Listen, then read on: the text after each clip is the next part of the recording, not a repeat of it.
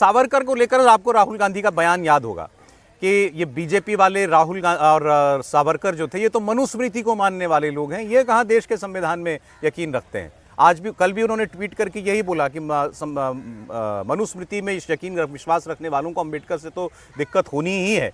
अब उद्धव ठाकरे महाराष्ट्र के नेता और सावरकर तो पूरे महाराष्ट्र में पूजे जाने वाली शख्सियत हैं लगभग। लग रहा था कि शायद वो कुछ बोलेंगे। राहुल गांधी पहले भी जब सावरकर को माफी वीर कहते थे, उसके बाद जब महाराष्ट्र में उनका गठबंधन हो गया, कांग्रेस उद्धव ठाकरे शरद पवार साथ में आ गए, तो राहुल गांधी ने सावरकर का नाम लेना कम से कम आरोप के तौर पर या अपमानजनक तरीके से उनकी बात करना बंद कर दिया था। इसलिए चुनावों में महाराष्ट्र के प्रधानमंत्री बार बार चुनौती देते थे कि सावरकर की तारीफ करके दिखाएं राहुल गांधी। तो राहुल गांधी ने कुछ तो बोला। अब बारी थी उद्धव ठाकरे की। उद्धव ठाकरे ने कहा देखिए साहब, ऐसा है कि ये राहुल गांधी और कांग्रेस पार्टी सावरकर से आगे बढ़ जाए और मोदी जी और उनकी पार्टी ये नेहरू से आगे बढ़ जाए। आज की बात कीजिए, भविष्य की बात कीजिए, ये पुराने ज़माने की बातें बंद कर दें और भारतीय जनता पार्टी जल्द से जल्द पहले सावरकर जी को भारत रत्न घोषित कर दे। सुने आप पहले उद्धव ठाकरे को।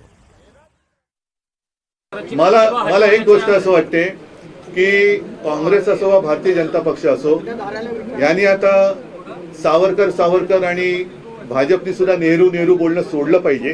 कारण आताचा हा जो काळ आहे तो काळ आपल्याकडे बघतोय की त्यावेळेला त्यांनी जे काय करायचं ते करून गेले, तुम्ही काय करतात।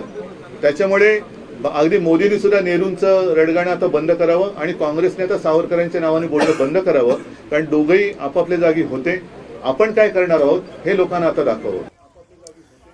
सर, नसीहत तो ठीक है उद्धव ठाकरे साहब की, और ये सवाल बीजेपी के सामने तो है ही। और मुझे लगता है कि ऐसा क्यों अब तक क्यों है ये कि सावरकर साहब को भारत रत्न नहीं दिया, उनके आइकॉन्स में आइडियल्स में से एक है। ये सवाल तो उचित ही है।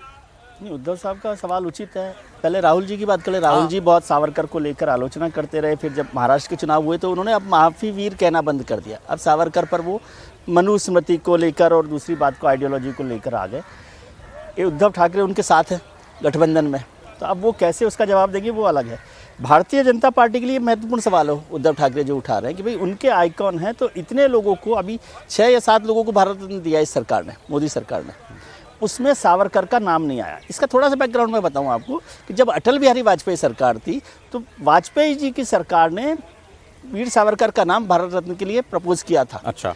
और उस समय जो नारायणन साहब थे, KR नारायणन, वो राष्ट्रपति थे, तो उन्होंने उस पर मना कर दिया था, रोक लगा दी थी। ये मैं ऑफिशियल बात बता रहा हूँ आपको, गवर्नमेंट का ऑफिशियल रिकॉर्ड है ये, कोई मैं गॉसिप नहीं कर रहा। और उसके बाद वाजपेयी जी ने नहीं किया क्योंकि राष्ट्रपति ने जब उस पर इनकार कर दिया है, तो अब आज तो वो कांग्रेस के नुमाइंदे के तौर पर राष्ट्रपति थे, मतलब राष्ट्रपति तो थे लेकिन कांग्रेस ने उन्हें अपॉइंट किया था और नारायणन साहब ने किया। उसके बाद 10 साल ये सरकार रह ली है। राष्ट्रपति भी भारतीय जनता पार्टी की तरफ से जो ये कुछ तय करेंगे तो मना तो नहीं होगा। मना तो नहीं होगा, फिर भी 10 साल में ये काम नहीं किया गया। और ऐसा भी नहीं है कि भारत सरकार ने कोई भारत रत्न नहीं दिया हो, सम्मानित किया हो। और उसमें प्रणब मुखर्जी जैसे लोगों को भी, अडवाणी जी, कर्पूरी ठाकुर, चौधरी चरण सिंह और नहीं कई लोगों मान लीजिए नहीं, लेकिन उसमें प्रणब मुखर्जी, ये स्वामीनाथन, ये लोग तो उनकी विचारधारा से अलग लोग हैं ना। अडवाणी जी को और वाजपेयी जी को छोड़ दीजिए क्योंकि वो तो उनकी विचारधारा के उनके लीडर हैं, लेकिन ऐसे लोगों को भी दिया है। तो सावरकर कहाँ आते हैं बीजेपी के पैंथियन में, RSS के पैंथियन में कहाँ पर आते हैं? कितना ऊंचा दर्जा है?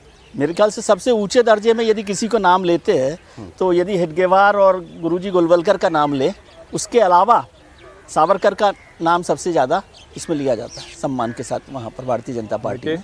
इसकी बात होती है, उनकी विचारधारा से बहुत सारी जगह पर असहमति भी है। भारतीय में बात करनी चाहिए। ऐसा तो नहीं कि मतलब गांधी जी के हत्याकांड में मुकदमे में नाम आया था सावरकर का, वो बहस ना शुरू हो जाए, उससे बचना चाहती है क्या बीजेपी? नहीं, लेकिन उसमें तो कानून से वो माफी मिल गई, बरी हो गए थे। भारतीय जनता पार्टी में मुझे लगता है ये दुविधा होगी कि हिंदुत्व का सबसे बड़ा आइकॉन कौन है, क्या हेगड़ेवार है कि सावरकर है। अगर आप सावरकर को पहले दे देंगे हेगड़ेवार के से पहले, मतलब आप ये मानते हो कि हेगड़ेवार की जो भूमिका रही है उससे बड़ी भूमिका सावरकर की रही है हिंदुत्व को लेके, तो हिंदुत्व की जब बात आएगी तो मुझे लग रहा है कि हेगड़ेवार की बड़ी भूमिका रही है। सावरकर का हिंदुत्व अपना अलग था, हेगड़ेवार की जो भूमिका है वो बड़ी भूमिका रही थी। तो अगर आप सावरकर को दे देंगे और हेगड़ेवार को नहीं देंगे तो ये प्रश्न उठेगा ना कि आप हेगड़ेवार को खारिज करके सावरकर को देंगे। ठीक है, वाजपेयी जी क्या वो कविता, वो उनको याद आता है भाषण का हिस्सा, सावरकर माने तेज, सावरकर वो सब बोलेंगे।